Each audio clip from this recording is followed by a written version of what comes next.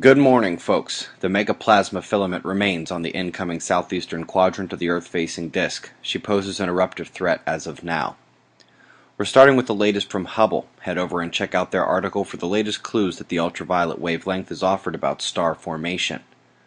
We're looking at the planets. The current near alignment with the inner planets is only half the story. Within a few days, we will enter the geocentric opposition of Saturn and Venus on opposite sides of Earth, and at the same time we will see Saturn heliocentrically conjoined Mars. NASA's Earth Observatory featuring one of their global maps. You can check out any of these anytime. They have a fairly broad scope. You can set the times and run animations of your choosing as well. NOAA's greenhouse gas report is out describing the current state of emergency with the human-induced climate disaster. They were also kind enough to toss in the equations that resulted in 20 years of failed warming projections and which have inexplicably not been changed at all in the wake. Back on the ground, we're in Switzerland where a major radium find at a yard is causing concern.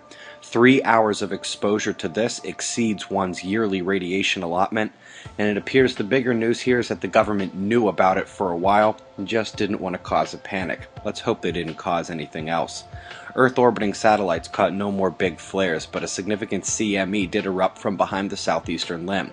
Tropical low number 2 is now Tropical Storm Boris, already drenching Mexico all the way up to Florida. And then some. The shear can be seen arching over Florida and then curling back east and then north to enter the Atlantic low. This makes this line thousands of miles long if straightened. Top storm watches today fall to Europe and the US. The central areas like France will join in the bad weather to match the eastern line we've seen for days. Let's look back on the rough night in the States. More than 10 tornadoes reported and hundreds of accounts of serious hail and wind damage. Anyone think we're out of the woods? Think again.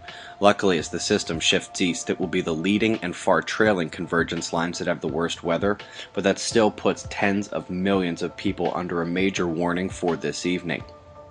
Quick polar vortex update. We are nearing summertime in the north and the vortex is approaching its weakest phase of the year. The southern vortex approaching maximum force as the southern winter approaches. Solar wind, slightly elevated from the weak sauce we've seen, but still not significant space weather.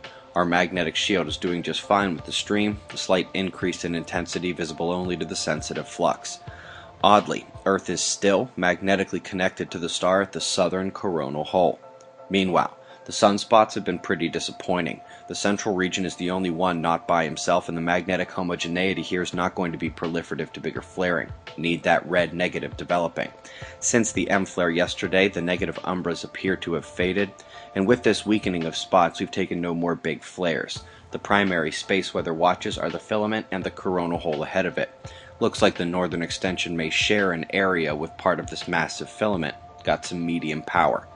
Current conditions and shots of our star to close. We're under storm watch and a solar eruption watch today. Eyes open. No fear. It's 6:30 a.m. Eastern Time, and that's the news. Be safe, everyone.